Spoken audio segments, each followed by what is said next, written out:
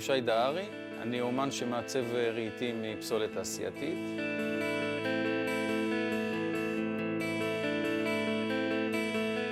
האיכות של הפסולת התעשייתית היא מאוד מאוד גבוהה, כיוון שמדובר בחומרי גלם איכותיים מאוד, שבדרך כלל מוצאים את דרכם למטמנות או למגרסות. אני לוקח את הפסולת הזאת ובעצם מחזיר אותם למעגל החיים.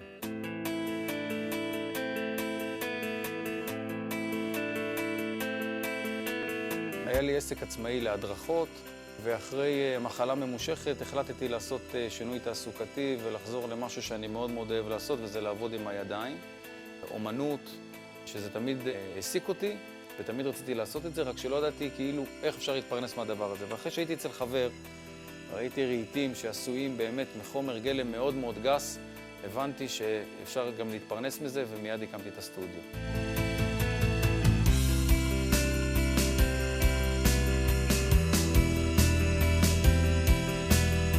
תהליך העבודה פה בסטודיו מתחלק לשני חלקים. יש דברים שהם מזמינים ממני ואני מייצר אותם מפסולת עץ, אבל יש תהליך שלם שאני מוצא בעצם את החומרי גלם האלה במטמנות, במזבלות, ואני מנסה לחשוב איך להפוך את זה לרהיט לבית.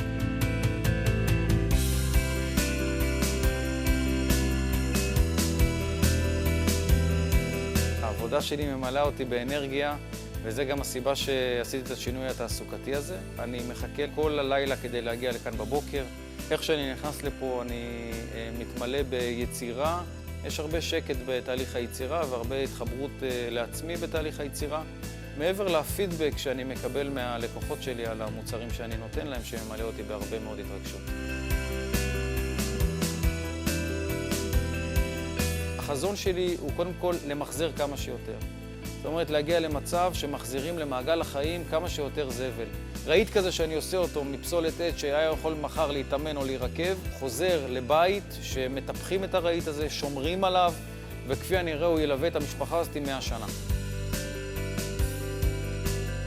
היופי נמצא בפגם, וכשאנחנו יודעים לבחור את הפגם שאנחנו רוצים להבליט אותו, ואנחנו יודעים להשאיר את האופי של החומר גלם לפני שהוא הפך להיות אותו רהיט, יש בזה איזשהו חן, איזושהי קריצה, איזושהי אמירה, וזה מוסיף הרבה ארציות לבית.